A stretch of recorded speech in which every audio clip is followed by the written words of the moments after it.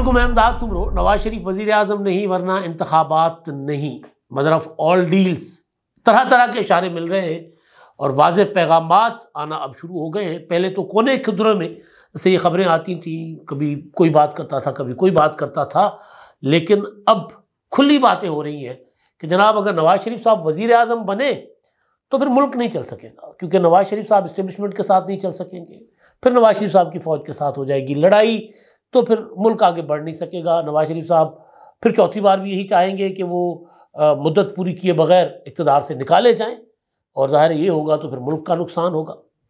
पहले ये बातें सोर्सेज से लोग किया करते थे कि जी मियाँ नवाज शरीफ साहब को ये कहा गया कि जी आप आ गए पाकिस्तान, आपको बरियत मिल गई, आपके मुकदमात हमने ख़त्म करवा दिए, आप इलेक्शन लड़ लें, आप चलें थोड़े दिनों के लिए वज़ीर आज़म बन जाएं और उसके बाद रिज़ाइन करके घर बैठ जाएं और फिर शहबाज शरीफ साहब वज़ीर आज़म बनकर मुल्क चलाएं। अच्छा, अब ये तो बात ज़ाहिर है चल ही रही थी, मगर अब जो बात नई सामने आई है वो ये है कि वज़ीर आज़म नहीं, नवाज शरीफ साहब बने सदर। और ये बात करने वाला कौन है? ये बात करने वाले जो साहब हैं उनका माजी क्या रहा है, उनका किरदार क्या रहा है, और वो ज़ाहिर है इस्टेब्लिशमेंट के हमेशा चहीते रहे हैं, तो उनकी उस बात को इस्टेब्लिशमेंट का पैगाम समझा जा रहा है। मगर सवाल ये है कि इमरान खान के साथ लड़ाई, पीपल्स पार्टी के साथ अभी भी मामलात कोई उस तरह ठीक नहीं हुए, और फिर नवाज शरीफ साहब जो एक तरह से इस्टेब्लिशमेंट के साथ मोटे से मोटा लगा के खड़े हुए हैं, जिनकी जमात मुकम्मल तौर पर जो कुछ मुल्क से में हो रहा है उससे आंखें बंद करके साइड पे बैठी हुई है, उसको भी नाराज़ करना है, उस जमात को भी। तो क्या ये मुमकिन हो सकता है? ये सारा सवाल है कि क्या नवाज शरीफ को अब इस मौके पर इस्टेब्लिशमेंट अपनी शराइत बनवा सकेगी? सब सवाल तो ये है ना, क्योंकि अगर अब नवाज शरीफ साहब ने कह दिया कि जी नहीं मैं नहीं खेड़ता जाओ, तो ज़ाहिर इस्टेब्लिशमेंट का ही नुकसान होगा, उससे मुल्क का तो होना ही है, लेकिन इस्टेब्लिशमेंट का ज़्यादा नुकसान होगा। फिर तीनों बड़ी पॉलिटिकल पार्टीज़ इस्टेब्लिशमेंट के साथ ज़ाहिर नाराज़ हो जाएंगी। तो इस सूरत में इस्टेब्लिशमेंट जो बाज़ार बहुत मजबूत नज़र आ रही है वो तो बहुत कमज़ोर हो जाएगी। मैं अक्सर एक गुजारिश किया करता हूँ कि जी इस्टेब्लिशमेंट या इस वक्त जो पोजीशन है मुल्क में, जो स्टेक होल्डर्स हैं, उनमें अगर देखा जाए तो सबसे कमज़ोर पोजीशन जो है ना उनकी है, जो इस वक्त मुल्क को अपनी मर्जी से चला रहे हैं। और वो क्यों कमज़ोर है मैं पहले भी बता चुका हूँ, वो भी बताने जा रहा हूँ आपको। अच्छा, अब उसमें फिर एक और चीज़ भी सामने आ गई है कि जी इंतखाबात, लगता है कि नून लीग को कह दिया गया है कि इंतखाबात नहीं। तो अब नून लीग को क्यों कह दिया गया कि जी इंतखाबात नहीं? वो तो तैयारियां भी कर रहे हैं। अभी खबर में देख रहा था कि जी नवाज शरीफ साहब 22 जनवरी से अपनी इलेक्शन कैंपेन शुरू करेंगे, मानसेरा से जलसा करेंगे। दुनिया न्यूज़ की खबर है। पहले 2 4 5 इस तरह की खबरें बाउंस हो चुकी हुई हैं, क्योंकि अभी तक तो इलेक्शन अपना टिकटों का फैसला नहीं हुआ मुस्लिम लीग नून का। खैर, मुस्लिम लीग नून के अंदर जो कुछ चल रहा है उस पर कल इरफान सिद्दीकी साहब ने भी बात की। उन्होंने कहा कि जी हाँ, हमें बड़ी मुश्किलात पेश आ रही हैं टिकटों की तकसीम करने में, लेकिन ये इसलिए कि हमारी बस भरी हुई है, हमारे पास एक एक हल्के में 4 4 5 5 पोटेंशियल कैंडिडेट्स हैं, और फिर हम तैयारी कर रहे हैं कि जी हम ऐसी टीम सामने लाएं जो काबिल टीम हो। तो इसलिए हम इंटरव्यूज़ कर रहे हैं जो कि कोई और पॉलिटिकल पार्टी नहीं कर रही। बात हो सकता है ठीक भी हो कि जी वो इख्तिलाफात की वजह से नहीं, लेकिन अगर 5 6 एक हल्के में 5 6 हीरे हैं तो उनमें से सबसे ज़्यादा जो तराशा हुआ हीरा है वो सामने लेकर आए। शायद ये भी हो सकता है। मतलब पॉलिटिकल पार्टीज़ जब ख़ासतौर पर मुस्लिम लीग नून ये बात कर रही है तो हमें उनकी ये बात मान लेनी चाहिए। चंद दिन पहले ख्वाजा आसिफ साहब ने कहा था कि हम पीछे रह गए, हमें ये काम सब काम एक वक्त में करने चाहिए थे, यानी एक काम में बैठकर बाकी काम नहीं छोड़ देने चाहिए थे। उम्मीदवारों का अगर हमने फैसला करना था तो साथ साथ हमें मंशूर भी फाइनल कर लेना चाहिए था, मंशूर फाइनल करना था तो साथ साथ हमें इलेक्शन कैंपेन में भी उतर जाना चाहिए था, लेकिन हम पीछे हैं और हम आगे नहीं जा सके। उसका खैर इरफान सिद्दीकी साहब ने अपने तरीके से डिफेंड किया है कि जी हम अपना बाकी पार्टियां जलसा कर रही हैं, हम ऐसा मंशूर देना चाह रहे हैं जो काबिल अमल हो, जो ख्वाब एवी ना हो, मतलब हवाओं में ना हो, ख्याली ना हो। क्योंकि जब इरफान सिद्दीकी साहब को बनाया गया था अपना मंशूर कमेटी का सरबराह, उस वक्त कुछ मुखालफिन ने कहा था कि इरफान सिद्दीकी साहब तो एक अदीब, शायर, दानिश्वर आदमी है, तो वो तो ख्यालात में ही रहते हैं, तो वो ख्याली सा ना दे दे मंशूर। तो इरफान सिद्दीकी ने कहा नहीं, हम ख्याली मंशूर नहीं दे रहे, हमने कोई 32 कमेटियाँ बनाई हैं, तो हम प्रैक्टिकल होकर मैदान में उतर रहे हैं। तो बहरहाल ये तो एक अलग मामला। तो मुस्लिम लीग नून उधर अपने उसमें काम में लगी हुई है, लेकिन उधर से खुर्शीद शाह जैसे इंतहाई जिम्मेदार आदमी जो अक्सर ऐसी बात नहीं करते, सियासत में रख रखाव और भाईचारा और वो क्या होता है जिसको कहते हैं कि जी एवं ही, मतलब खबर चलाने के लिए बात नहीं करते वो, यानी वो जो बात करते हैं कोई सॉलिड कोई ग्राउंड होती है तो बात करते। उन्होंने सखर में आज एहतसाब अदालत में उनकी पेशी थी, और पेशी के बाद उन्होंने जो गुफ्तगू की है, सवाल हुआ था कि जी इलेक्शन एक्टिविटीज़ नहीं हो रही, तो उन्होंने कहा हो सकता है नून लीग को, ख़ासतौर पर नून लीग के हवाले से, कि नून लीग इसलिए बाहर नहीं आ रही कि शायद उनको कहा गया हो कि इलेक्शन नहीं होंगे। अब ये कौन कह रहा है मुस्लिम लीग नून को, ये बड़ा सवाल है। लेकिन अब मैं इस सवाल का जवाब अब ढूंढता हूँ, आपके सामने रखता हूँ। ये जो नवाज शरीफ साहब के लिए पैगाम आया है कि भाई वज़ीर आज़म हाउस की तरफ मत देखिए हुजूर, अब इस तरफ आपका रास्ता बंद है, या उस तरफ जाएंगे तो फिर मामला दोबारा गड़बड़ हो जाएंगे। मुशाहिद हुसैन साहब, सेनेटर सैयद मुशाहिद हुसैन सैयद साहब, मैं अक्सर मुशाहिदुल्लाह खान मरहूम और मुशाहिद हुसैन सैयद साहब को गिडमेट करता हूँ नामों की वजह से। वो हमेशा वो इस्टेब्लिशमेंट के उन लोगों में से हैं जो हर एक पार्टी में जो जाते हैं, ज़ाहिर होते हैं। देखिए मुस्लिम लीग कायदे आज़म में थे, मुस्लिम लीग कायदे आज़म के सेनेट से रिटायर होते ही मुस्लिम लीग नून ने उनको अपना सेनेटर मुंतखब करवा लिया। फिर सेनेटर मुंतखब करवाने के बाद फिर उनको दिफाई कमेटी दे दी गई, सेनेट की कायमा कमेटी। तो वो अपने आप को, और वो बुरा भी नहीं समझते, वो कहते हैं हाँ जी मेरे ताल्लुकात बहुत अच्छे हैं। वो ये मशवरा दे रहे हैं, हमारे दोस्त ने नईम अशरफ भट्ट साहब ARY में, उन्होंने इंटरव्यू दिया है, और 3 महीने पहले भी एक इंटरव्यू दिया था उन्होंने मदर ऑफ ऑल डील्स का। उन्होंने कहा था कि इमरान खान के साथ डील होगी और मदर ऑफ ऑल डील्स होगी वो, क्योंकि इमरान खान पॉपुलर बहुत हो गए हैं, इमरान खान बेकाबू हो गए हैं, किसी के काबू में नहीं आ रहे, जो भी उन्होंने कि जी PDM ने उनको इमरान खान की मकबूलियत बढ़ा दी, शहबाज शरीफ की हुकूमत की नालायकियों की वजह से, वो उन्होंने बड़ी बातें की थी।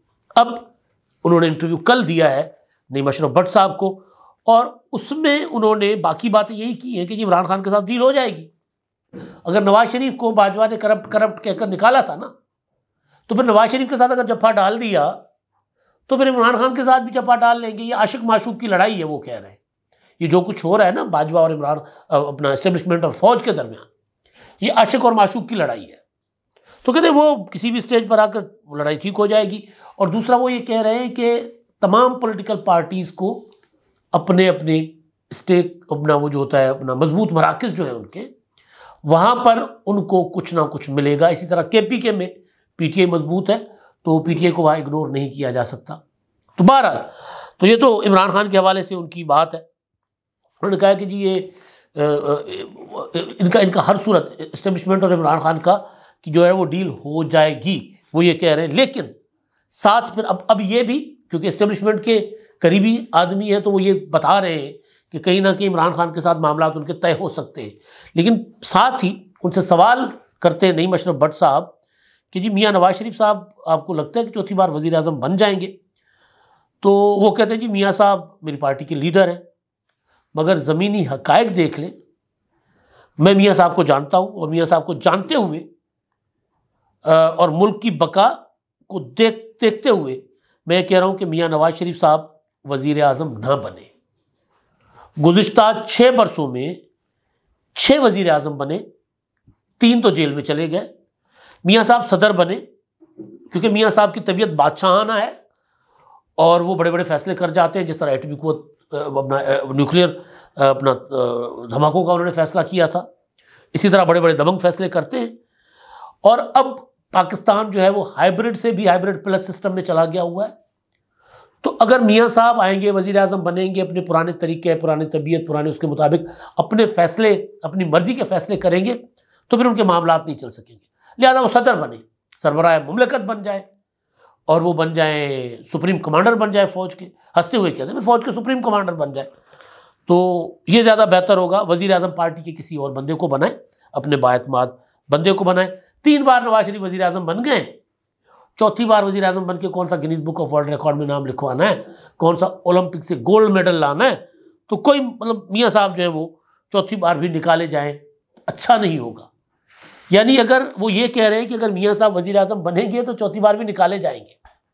अच्छा, ये बात हमारे सामने कई और लोग जो एस्टेब्लिशमेंट के करीब हैं या जो इधर उधर से खबरें लाते हैं वो भी कहते रहे कि जी मियाँ साहब अगर वजीर आजम बनेंगे ना तो वो मामला चल नहीं सकेंगे, वो 2-4 माह, 5 माह, 6 माह, 16 माह से ज़्यादा हुकूमत चल नहीं सकेगी। तो लिहाजा एस्टेब्लिशमेंट ने कहा कि शहबाज शरीफ साहब को वजीर आजम बनाए। अब ये जो बात कर रहे हैं ये इसको समझाया जा रहा है कि एस्टेब्लिशमेंट का पैगाम है। हो सकता है मुशाहिद हुसैन साहब सैयद साहब जो है वो मियाँ साहब की खैर ख्वाही में अपना तजुर्बा बयान कर रहे हो, इस्टेब्लिशमेंट की का मिजाज और मियाँ नवाज शरीफ साहब को मिजाज देखते हुए कह रहे हो कि यार देखें आप ये ना करें। लेकिन अगर नवाज शरीफ साहब वज़ीर आज़म नहीं बनेंगे, सदर बन जाएंगे, बात तो वही है। आसिफ जरदारी भी सदर ही थे ना। जब आसिफ जरदारी सदर थे तो यूसुफ रज़ा गिलानी जैसा बाख्तियार वज़ीर आज़म और कोई नहीं रहा पाकिस्तान में पार्टी के हिसाब से, और वैसे भी मुतहरिक थे। गिलानी साहब ने जितना पार्लियामेंट को लेकर फैसले किए हैं और उस दौर में जितने फैसले हुए हैं वो किसी और प्राइम मिनिस्टर ने नहीं किए, बड़े बड़े फैसले। तो गिलानी साहब वज़ीर आज़म तो थे, लेकिन जब आसिफ जरदारी सदर थे तो वज़ीर आज़म नंबर 2 नजर आते थे क्योंकि पार्टी के सरबराह थे। अच्छा, अब नवाज शरीफ साहब बेशक सदर बन जाए तो क्या ऐवान सदर में बैठकर उनकी इस्टेब्लिशमेंट के साथ लड़ाई नहीं हो सकती? बेसिकली ये पैगाम देना है कि इस्टेब्लिशमेंट को नवाज शरीफ बतौर वजीर आजम कबूल नहीं है, ये पैगाम आ रहा है। और फिर ये पैगाम देने वाले मुस्लिम लीग नून के अंदर से, मुस्लिम लीग नून के सेनेटर मुशाहिद हुसैन सैयद, वो ये पैगाम दे रहे हैं। अच्छा, अब ये तो हो गई एक बात ना। अब क्या ये काबिल अमल है? अगर इस्टेब्लिशमेंट ये कहती है कि जी देखिए मियाँ नवाज शरीफ साहब आप तो अब घर बैठे ना, आप वजीर आजम ना बने, तो क्या ये मुमकिन है? अगर इलेक्शन हो जाता है, नवाज शरीफ साहब सिंपल मेजॉरिटी ले लेते हैं या कोलिशन गवर्नमेंट बनाने की पोजीशन में आ जाते हैं, तो मतलब किसी भी सूरत में मुस्लिम लीग नून हुकूमत बनाने की पोजीशन में आ जाती है और नवाज शरीफ चाहते हैं कि मैं वजीर आजम बनूं और इस्टेब्लिशमेंट कहे कि नहीं मियाँ साहब आप ना बने, किसी और को बनाएं, क्या ये मुमकिन है?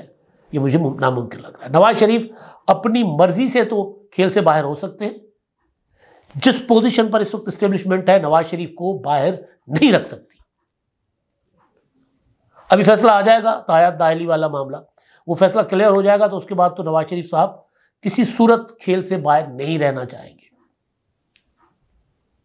तो अब पोजीशन क्या बनेगी? जो मैं कह रहा था कि इस्टेब्लिशमेंट कमजोर पिच पर है, तो पोजीशन क्या बनेगी? देखिए, मुल्क की एक बड़ी जमात तहरीक इंसाफ, कोई माने ना माने, उसकी पॉपुलैरिटी भी है, उसके साथ लोग भी हैं। ये ज़रूर कि वो तहरीक चलाने का उनका कोई तजुर्बा नहीं था, वो तहरीक के नाम पर तसादुम कर बैठे, वो मुखालिफ को या जो इस्टेब्लिशमेंट को अपना मुखालिफ समझ रहे थे उसको नुकसान पहुंचाने के चक्कर में अपने हाथ पांव कटवा बैठे, अपनी गर्दन जो है वो फांसी के फंदे में दे बैठे। सियासी तौर पर मैं बात कर रहा हूं। तो उनके साथ तो बहरहाल अभी तक इस्टेब्लिशमेंट की महाजाराई या इस्टेब्लिशमेंट के साथ उनकी महाजाराई जारी है। सिंध में ये कोशिश की गई कि किसी तरह इस बार पीपल्स पार्टी को रिप्लेस किया जाए, किसी और को हुकूमत दी जाए सिंध में, GDA तो फिलहाल नवाज शरीफ वगैरह था। तो बिलावल भुट्टो जरदारी ने 2-4 सख्त किस्म के बयान दिए आसिफ जरदारी ने, और पीपल्स पार्टी की CC का इजलास हुआ, अगर ये लेवल प्लेइंग फील्ड नहीं देंगे तो हम दमादम मस्त कलंदर करेंगे। तो वहाँ पर वो सूरत हाल नहीं हुई जो बनती हुई नज़र आ रही थी। पता चल गया कि जी पीपल्स पार्टी अगर PTI के साथ खड़ी होगी तो फिर क्या होगा।